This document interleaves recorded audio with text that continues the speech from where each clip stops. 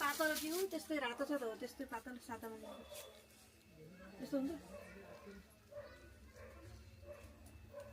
अरू देखाउनु त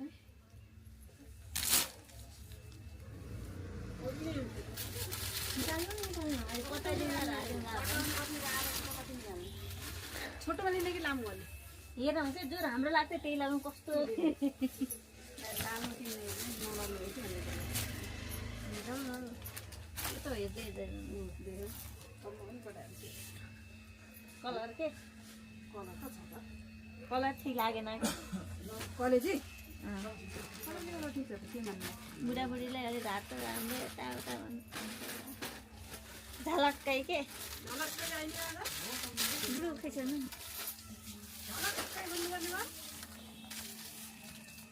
रातो किन त खै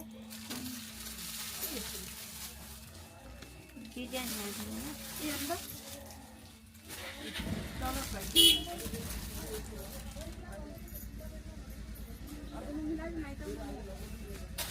घरको मम्मी ल्यायो माइत हो त यो त तिमीलाई सुहायो घरको मम्मी गयो अलि पातलो हुनुहुन्छ के तिमीलाई सुहायो त हामी मम्मी पनि छ घरकै याकी मम्मी पनि म त्यस्तो भन्न आउनु त्यति सानै हुनुहुन्छ तर ठिक्क भयो त अनि यो तिमीलाई भयो क्या यता सानो हुन्छ भने के हुन्छ रातो देखियो त सुरु के तिमीलाई यो हँ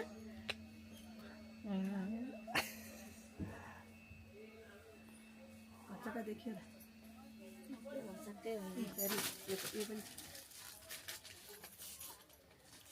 गला राम्रो छैन नि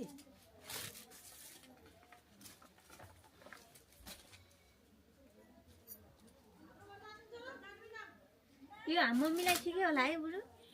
ठिकै हुन्छ कि मैले त देखाएको छैन अब हाम्रो मम्मीले म देखाएको छु तर याद गरेको छैन अलि म त ऊपर आएको छु खुकुलो हुन्छ तर त्यस्तो ठिकै हुन्छ त्यस्तो साह्रै खुकुलो नि हुन्न यो छुट्टै छ कि गलो आउनु मजाको छ होइन